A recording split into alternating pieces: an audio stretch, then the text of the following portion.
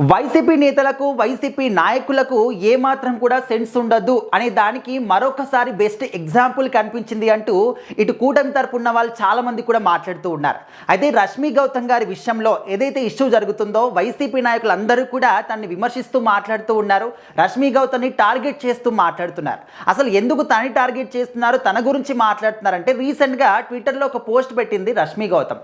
అది కూడా ఎందుకు అంటే ఇప్పుడు దేశవ్యాప్తంగా కూడా పెట్రోల్ గురించి మనం మాట్లాడుకుంటూ ఉన్నాం. నో స్టాక్ బోర్డ్స్ కనిపిస్తూ ఉన్నాయి, ప్రజలందరూ కూడా ఇబ్బందులు పడుతున్నారు. సో మరి దానికి ధీటుగా ఇటు ఆంధ్రప్రదేశ్లో చూసుకుంటే వైసీపీ నాయకులు కొంతమంది ఏంటంటే ఒక ఎద్దుల బండిని తయారు చేశారు. సో ఆ ఎద్దుల బండి పైన ఆటోని నిల్చోబెట్టి ప్లక్కార్డులు పట్టుకొని ర్యాలీ లాగా తీశారనమాట. సో అది చూసిన తర్వాత రష్మి గౌతమ్ గారు ఏ విధంగా పోస్ట్ పెట్టారంటే ఆ ఎద్దుని ఎందుకంత హింస చేస్తూ ఉన్నారో, నార్మల్గా ఎద్దుల బండి అంటే ఓకే, కానీ ఆ ఎద్దుల బండి మీద ఇంకా ఒక ఆటోని పెట్టి దాని మీద మనుషులు నిలబడి ఆ ఒక్క ఎద్దుని తోలుతూ ఉన్నారు. సో అది ఎంత బాధపడుతుందో మీకు కూడా 1000 రెట్లు అంతకు మించి అనుభవిస్తేనే తెలుస్తుంది అనే విధంగా పోస్ట్ పెట్టారు.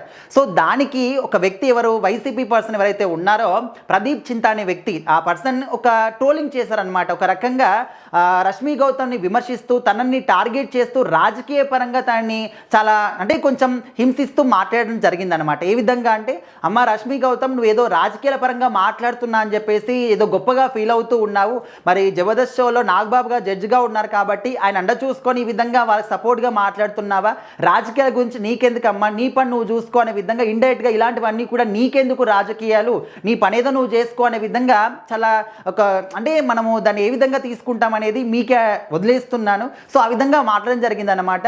సో దానికి రష్మి గారు ఏ విధంగా రిప్లై ఇచ్చారు అని చూసుకుంటే, నాకు ఏ పార్టీతోని సంబంధం లేదు, ఎవరైనా కూడా జంతువులని హింసిస్తూ కనిపించిందా ఖచ్చితంగా నేను ప్రశ్నిస్తాను.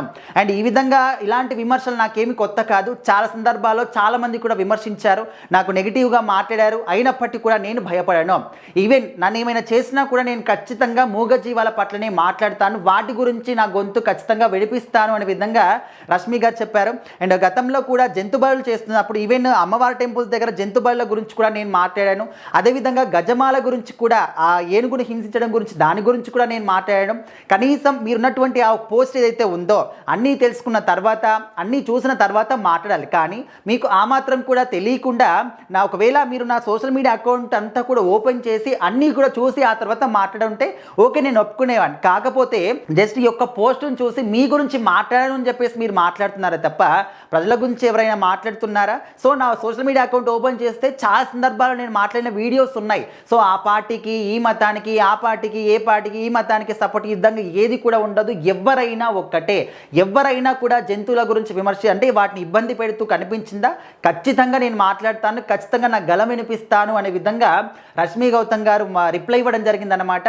సో ఇంకా ఈ రిప్లై చూసిన తర్వాత కూటమి వాళ్ళందరూ కూడా స్ట్రాంగ్గా కౌంటర్లు విసురుతూ ఉన్నారు. వైసీపీ వాళ్ళందరికీ కూడా మీకు ఆ మాత్రం కూడా ఇంగితం లేదు, కనీసం తన అకౌంట్ అంతా కూడా చూసి మాట్లాడేటటువంటి అది కూడా మీకు లేదు, ఏదో ప్రగల్భాలు పలుకుతూ ఉంటారు అని చెప్పేసి వాళ్ళు మాస్ట్రోలింగ్కి దిగుతూ ఉన్నారు. మరి మొత్తం ఇష్యూలో అసలు ప్రదీప్ చింత గారి యొక్క మాటలు కూడా అందరూ విన్నారు. రష్మి గౌతమ్ గారి ముందు పోస్టు, ఆ తర్వాత ఆయనకి రిప్లై ఇచ్చినటువంటి ఆ పోస్ట్ కూడా మనం చూసాం. సో ఈ ఇష్యూలో ఎవరిది తప్పని మీకు అనిపిస్తుంది ఖచ్చితంగా కామెంట్ చేయండి.